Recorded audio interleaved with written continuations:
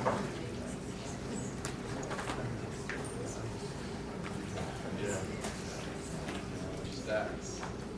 do want to welcome you to the August 18th Committee of the Whole meeting of the Georgia State Board of Education.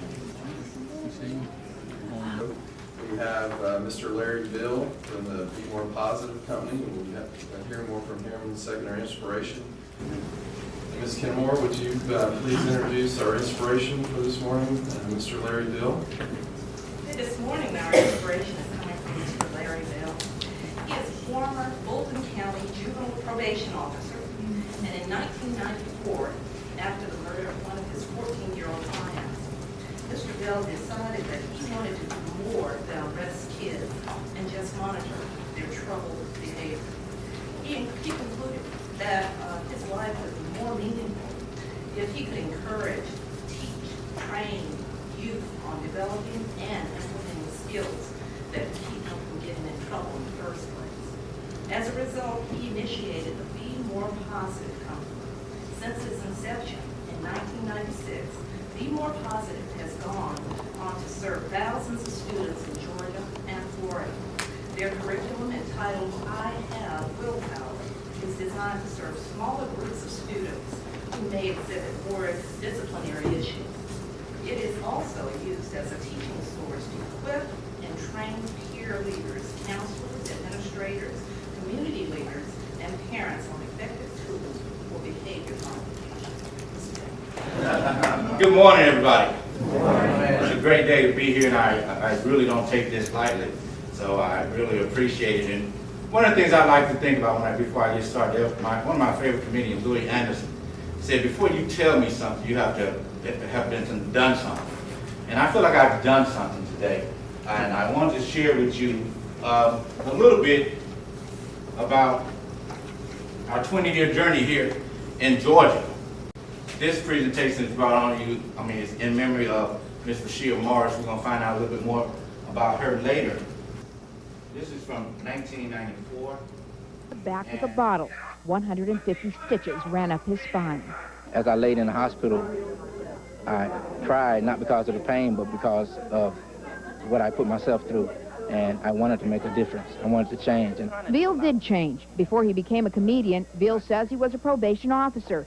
He told students about a boy assigned to him named Octavius Lee. Veal says Lee kept making mistakes, then would ask him for another chance. Those chances ran out for Octavius Lee.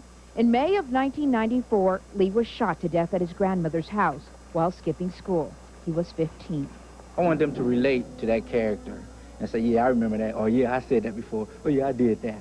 And then, once they realized this person got killed, I want them to say, oh, hold up now. I did that. I acted the way he acted.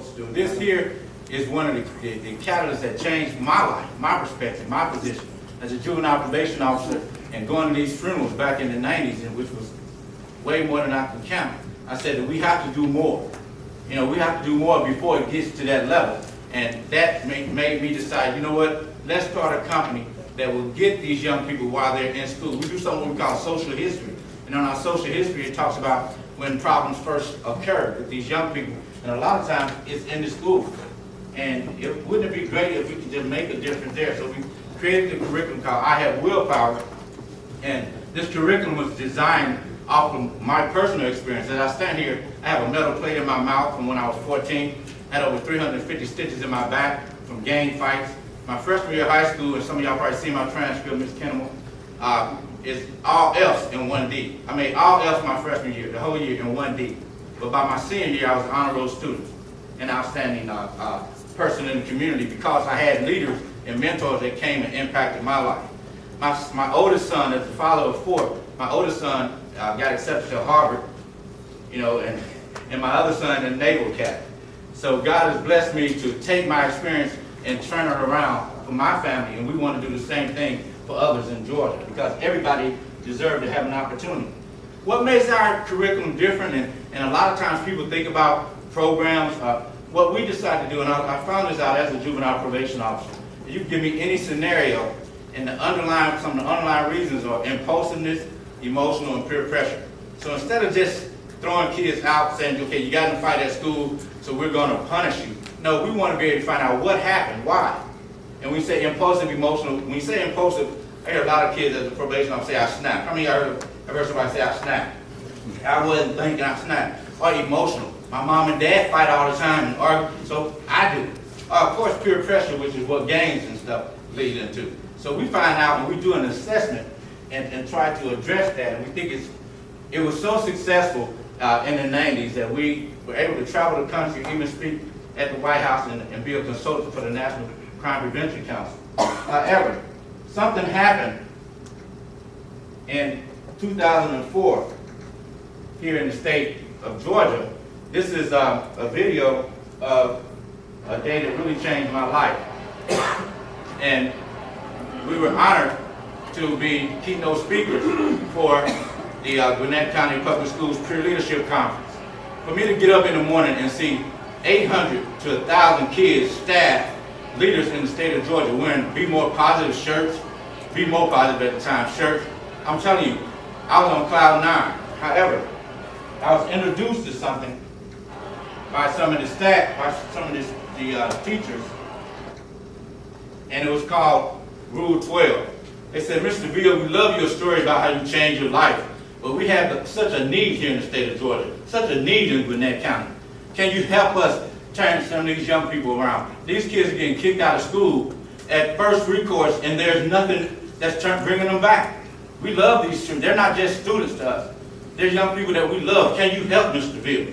Now, I didn't want to necessarily jump out there because as a motivational speaker, as a comedian, I was getting paid $1,500 to speak, even on that day.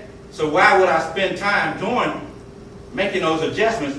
This young man right here changed my life. Montrell Green was a young man who, and this is his original paper. We do anger management. He was in my anger management program when I contracted with Gwinnett County Department of Juvenile Justice. He exhibited a lot of anger, and I said, Montrell, I said, are you in school? He said, no, I'm not in school. I got kicked out. I got kicked out on Rule 12, under Rule 12. And like I said earlier, Rule 12 was when you're on the last leg of the discipline cycle in Gwinnett and probably other parts of the state, I don't know. But he had gotten kicked out, and he was just on the street, from what he told me. This is his paper. This is Montrell's paper when he was in our class in Lawrenceville. And if you see, the first one says, if someone calls you a bad name, how would that make you feel? He said he put 3, so 3 is whatever, no big deal. If you miss the school bus, he put 5, really no big deal. But we said, what if somebody made you mad? Somebody betrayed you. He put 1 6 times, meaning that he would be extremely angry. So we said, what would you do if you're that angry? He said some things that we felt needed to be addressed. So we brought it to the attention of some of the counselors or probation officers, and it was denied. I said, this kid doesn't need to be on the street. The things that he's saying doesn't need to be, well, they said, well, at least he's coming. He's signing in. That's a great thing. I said, no, it's not a great thing. One day I asked for Montrell, I said, where's Montrell? They said, he's not here. And you will find out why he's not here once you look at the news tonight. So we looked at the news, and this is what we saw, 2005. Now here it comes in the reasoning for me putting Rashia Morris. She is the young lady that was murdered by Montrell. Now, all these teachers and counselors and principals that was telling me to come to their schools to help their Rule 12 kids, now it became not about money. It became personal. I said, let's do it. I called Shiloh High School, Miss Gretchen Turner, who's now retired. I said, Miss Turner, I want you to give me all your Rule 12 kids, and I'm going to see them on every Monday. I'm going to make sure I'm at Shiloh Middle School every Monday, our program. And I'm thinking she's going to give me 10, 15 names. But instead, she gave me 86 names. 86 kids. Being a man of my word, we were there, in not one period, but from the first period to the last, every Monday. And that lasted for about 4 years. Only days we missed were the days everybody else missed. It was like we were substitute teachers. And then Lanier Middle School called us with 120 kids. And it just picked up from there. No money from the taxpayers, no money from the school system, money out of our own pocket to make sure that we can address the situation so that there won't be any more Rashia Morrises. Okay? Now, as a result of that, this is one of the letters that we received says in 7th grade this year, 33 students, and because we had them broken down in grades, 33 students participated in his session. 31 students, or 94% participants, reduced negative behavior, thereby experiencing a reduction in disciplinary referrals. Our kids can be helped. These are Rule 12 kids. Our kids can be served. I know that there's some extenuating circumstances, but I think as professionals, we need to give it all. We need to leave nothing on the table. As a track runner, back in the day, not now. I see y'all looking at my nose. You know, I used to run the 400, and my track coach used to get mad at me if I didn't fall out. You know, you're supposed to fall out when you finish. And I think when we leave this profession, that's what we need to do. Fall out. This is a clip from, she's still a teacher, a counselor actually, in Gwinnett. To our school. He's worked with 6th, 7th, and 8th graders. He's had some repeat students that parents have actually requested them to be in the group more than once. And when parents initiate preventative measures, it really speaks volumes to what the program is about. Several students have made quickly, fast turnarounds in improving their behavior. Some students have taken more work than others. We've had several students who, we have one student in particular that actually was repeating the 8th grade this year, and he was able to bridge to Shiloh High School halfway through the year. And he talked about how Mr. Veal's group had encouraged him to make the right decisions and hang around a new group of friends. So I think it's a great program. I hope it can continue. Mr. Veal, again, is a male role model for our school. At the same time, parents use him as a resource, and students repeatedly ask, what day is group? If they've lost their permission slip, they come by my office, what time is our group today? I forgot. And that speaks volumes when you have 8th grade boys who have many other things on their minds, that when they come in the building, they know it's the day to have their group with Mr. Veal, and they want to know what time it is so they won't forget. And this young man here is one of the guys who's in the program who's doing really well. And any of these things can be picked up on the internet, www.bemorepositive.net. This is from the Near Middle School, which we do have a lot of different letters. One thing that we're really proud of is that in 2010 and 11, out of 200 students that was mentored in the Gwinnett County community-based mentoring program, 100 of them came from us. 100 of them came through us, because we wanted to make a difference, and this county was only paying us for 20. But we wanted to go above and beyond, because we know that that's what it takes. We're looking at the news, we see what's happening, and I think, and actually this is another myth. A lot of people, when they look at us and hear about our program, they think we're just working with black kids. Somewhere down the line, somebody think, okay, these are, you work with, and that's going to come up again. But these are actual kids from our classroom, and I do have permission to show this. And each one of these kids are probably in college now. And they were in middle school back then. In 2011, as I wrap up, we won the best minority nonprofit program in Gwinnett County. You would think that that's an honor, which it is. I was excited because I never applied for any awards. I don't even know how to do that. But they gave us the award, and they said, you know what, Mr. Veal, they said, as a result of winning this award, there's going to be a financial reward. And then they really got my attention. I said, really? They said, we're going to get these businesses to come together, and they're going to donate for your cause. I said, great. So a couple weeks passed, and the businesses came, and I got a check. And the check was for $200, the whole Gwinnett County.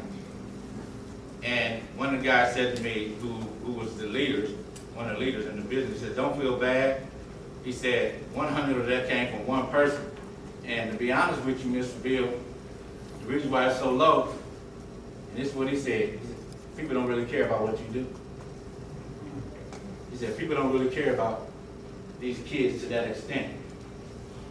I didn't want to believe it, but I'm just telling you what was said.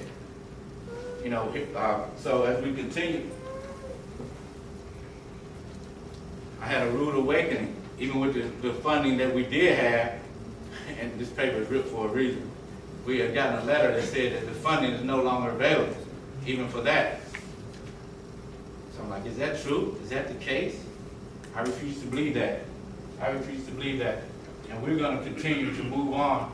And so I have a final couple of questions is, you know, because we want to be inspired. We want to inspire each other, but we want the main thing that we want to do as professionals, as parents, is we want our kids to be inspired.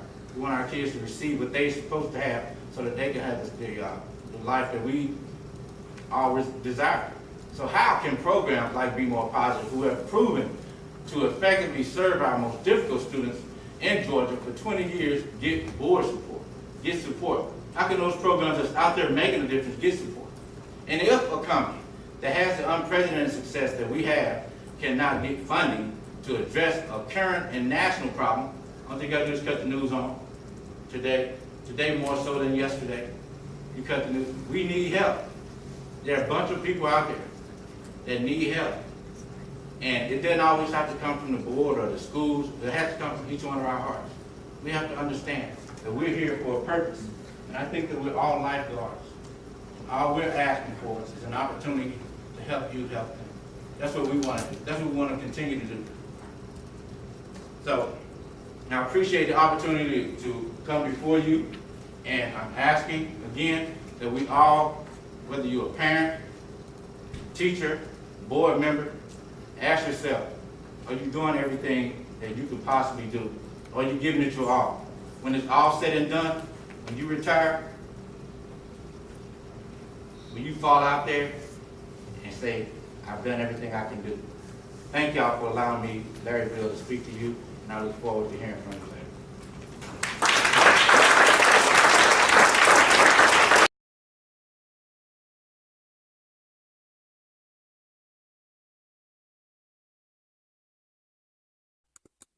New data shows local school districts are punishing minority students much more often than their white classmates. It's time to do something different. New at 6, the findings the federal government says are troubling. Good evening. I'm Justin Farmer. I'm Jovita Moore in for Monica Pearson. The U.S. Department of Education report shows that Black and Hispanic students are punished more often than white students in Georgia's largest school district, that's Gwinnett County. Channel 2's Gwinnett County Bureau Chief Kerry Kavanaugh has been poring over the data all day. Kerry's live outside the district headquarters in Suwanee with the district's response. Kerry. Okay, Jovita, while collecting this data, the U.S. Department of Education looked at thousands of school districts, including 160 here in Georgia. We are looking specifically at Gwinnett County because it is the state's largest school district, and what we found is the data here mirrors a national trend.